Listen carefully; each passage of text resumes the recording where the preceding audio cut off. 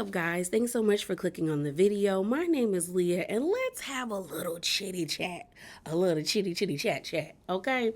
So, in this video, we're going to be talking about this 3-year-old clip that has been, or video that has been resurfacing all on top of the blogs and all over Twitter about Dr. Jackie and Dr. Heavenly having a conversation about how patients may act, specifically Black women may act as it pertains to their pain. And then I also want to pose this question to you guys about the friend group on Real Housewives of Potomac. So let's get into it. So first off, let's talk about Dr. Jackie and Dr. Heavenly. So I'm going to play the clip for you guys of what's been going around all over the timelines and all over the blogs and stuff about Dr. Jackie and Dr. Heavenly. African American women, we're a bit more dramatic in that you go to the doctor and you complain and you complain and you complain, and you're not taken serious because you cried wolf the entire pregnancy. That ain't me, boo. I don't know what you talking about, but go ahead. I didn't say you. I just said as African American women, we want to also make sure you're being serious with your doctor and not playing the game so I can take you off work. Because then we see you 25 times in the pregnancy. It's hard to believe that there's a... All right, y'all. So you just heard the clip with Dr. Jackie and Dr. Heavenly speaking. The clip is actually almost 3 years old. I wasn't about to go and find the whole video. I'm not scaving through that many videos to find that video. But this is the clip that's been going all over the blogs and all over the timeline and really got the girlies mad and upset with Dr. Jackie. And rightfully so. Rightfully so. It also doesn't help that this came out right after the episode that she just did on Sunday with Kamala Harris, VP, speaking about Black maternity mortality rates, especially because we know Black women are 3 times more likely to either die during childbirth or after childbirth because their concerns or their pain is not taken seriously by the doctors. So it's not a good look. I'm hoping that Dr. Jackie comes out and possibly makes a statement to reassure the people that this is not how she feels. Because if it's 3 years ago, I would hope that she has a different and a better understanding, especially with her speaking with Kamala Harris. I'm hoping that maybe by this time, that was 3 years ago, maybe her mindset has changed. Who knows? Who knows? I could also slightly see her point because I do have friends. 2 of my best friends are doctors, and they have told me stories about people lying and exacerbating symptoms just to get drugs and just to do this, and this. So I can see them erring on the side of caution when it comes to certain people, but it's not a good look in the sense of you being a Black woman and a Black doctor at that, and then to know that these statistics are out there to still not believe or not take these claims that your patients are having seriously. It's probably better to waste your time trying to make sure somebody is okay and trying to help them with their symptoms versus being like, nah, I don't feel like that's what it is. You know what I mean? And we know medical racism exists. A lot of people have said there's a lot of prejudice and biases when doctors have Black patients, specifically Black women as patients. I know for myself, especially when I was a lot younger, I hated the doctors that I had because I didn't have the opportunity to pick them because, it's my parents or insurance. That was the only person that could take me at the time. And I would have to either be very direct and borderline nasty or rude to the doctor in order to get the help that I need. Now that I'm a lot older, I'm able to speak up for myself better, and I actually am able to pick my doctors and really, I read reviews to make sure that I'm going to someone that I feel will respect my wishes. And actually, if I ask them a question or if I'm posing any concerns that I have, that they will, take them and actually do what there needs to be done. And that's to my gynecologist, my dentist, my regular physician, my therapist, everybody. I think the issue, especially when it comes for Black women or young people as well, is that you don't feel like you have the right to speak up, or you feel kind of like maybe I shouldn't because you don't want to be perceived a certain way. But at the end of the day, it's your body. And if you're uncomfortable or if you feel like your needs aren't being met, you have every right to tell the doctor, yeah, no. Or you have every right to switch doctors and find somebody that is going to make you feel comfortable and make you feel respected, and actually is going to respect you. You know what I mean? So like I said, I'm hoping that Dr. Jackie, makes a statement.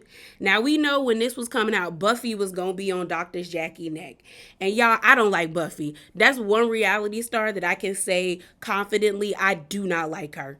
I don't. And she really rubbed me the wrong way during season 5 of Real Housewives of Potomac with Candace, and how nasty as she was about that situation, how she was pretty much championing Candace being assaulted, and every single day you get on the internet crying about how Dr. Jackie did you, but you can't understand why Candace felt the way she felt. I was like, yeah, you're a hypocritical and you're a nasty individual. But what I will say is, I'm not gonna hate or not understand why she stays on Dr. Jackie's neck, especially after that season where Dr. Jackie revealed Buffy's medical history about the issues that she has with her fertility. I can understand Buffy being angry and being mad and hateful, or just with Dr. Jackie. Still don't like the lady, but I understand. And she been having a field day on her channel and on TikTok and enjoying everybody dragging and, going off on Dr. Jackie. Now, what I will say to Buffy is, the people say this. I don't know if it's in the Bible, but I know the old Black people say this. As you delight in others' misfortune, you should be ready for it to come back on you.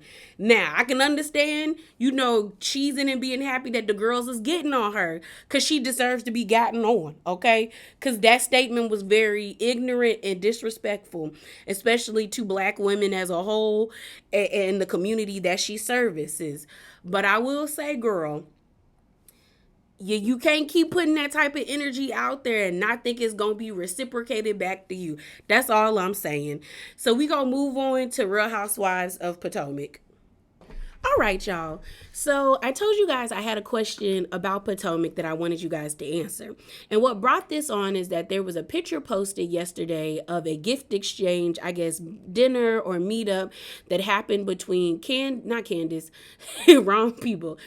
Sharice, Nneka, Ashley, Giselle, Mia, and Robin. The 6 of them went out to dinner and did a gift exchange.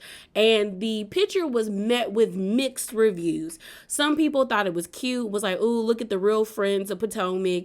Other people felt like, look at this alliance. They're meeting up before the reunion so they can figure out how they gonna take down the other 3, which is Karen, Wendy, and Candace. And what made me want to ask the question that I'm about to ask you is, I've saw a lot of people saying like, well, y'all always said that there's no sisterhood or no real friend group on Real Housewives of Potomac, but this is the real friend group. Y'all just don't like the friend group because it doesn't include Karen or Wendy or Candace. My thoughts are, well, let me ask the question first before I give you my thoughts.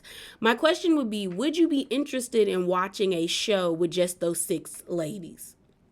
With just Robin, Giselle, Mia, Sharice, Ashley, and Nneka. Would you be interested in watching a show like that? Because some people are like, well, these ladies are actually friends. And I'm like, Now, if you want to know my thoughts, because I want to know your thoughts, I actually would be interested in that. If I'm being honest, I think it's time for Wendy and Candace to leave the show. Karen will probably always be on the show because Giselle and her have been able to cement themselves as the face of Real Housewives of Potomac.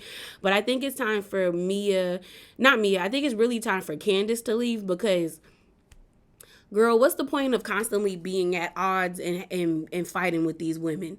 Like, especially if they don't want you on the show. Because once you leave, what are they going to have to talk about? What are the fans going to have to be angry about at this point? Like, the show Hush that she's on, I saw her doing a press tour with T.S. Madison, is doing very well. Her music is doing well.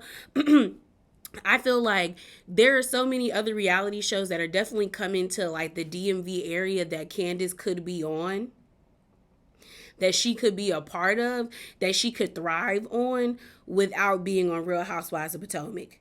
Like, I feel like there's other things that she could do instead of being on this show where she's constantly met with critique and criticism about how she shows up as herself. Wendy hasn't been on the show long enough to cement herself in anything. I probably would tell her to give herself maybe one or two more seasons and then leave. But I do think I would be interested in seeing those other six ladies have a show. And the reason why I say that is the demise of that relationship would be very entertaining to watch if we gonna keep it a buck. It would be interesting because I would love to see Mia and Ashley go at it like they did on Mia's first season, because Mia was actually getting at Ashley and it was a new feud and it was interesting. We would probably see Giselle and Robin actually beef, because I think Giselle would get tired of seeing her friend lick the dirt off of her husband's boot who could care less about her. And maybe Robin would eventually stand up, but I don't think that will ever happen because she likes being Juan's punching bag. But we would see them beef with one another, and that would probably be interesting. Karen could probably be a friend of the show because she's still cool with Ashley, Giselle, and NECA. They would probably turn on NECA, which would be interesting to me because I would be like, how would you maneuver that instead of like having a majority of the people in the group side with you? You would just be out on an island by yourself. I wonder how she would defend herself. I would be interested in seeing that. I feel like we could get more storylines because right now them constantly having beef with Candace, Wendy, and Karen, it's old. Like we're on episode 7, and I would actually be fine if this season was 12 episodes because they ain't really giving us anything really other than us watching Robin lick the dirt off of this man's shoe. Other than that, what they giving us, you know? So that's my question. Like, would you be interested in watching a show of those 6 ladies? If not that, I would actually be interested in seeing Giselle leave and see what would happen. Like sit Giselle out for like a season or 2. Like Nene left. We've seen the women come and go. Like do a Tamara, sit her out for 2 seasons. And see what would happen. Like, would the ladies be able to move forward? Would we still have the same old beef? Would the ladies get activated? Would we see new friendships? I would really be interested in seeing her leave. But yeah, those are my thoughts. I just want to know your thoughts. Would you be interested in seeing those 6 ladies or not? But yeah, y'all, that is it. That is all. Remember to be bravely authentic and definitely hop down in them comments below. Like the video and subscribe if you like what you heard. And I'm out, y'all. Deuces.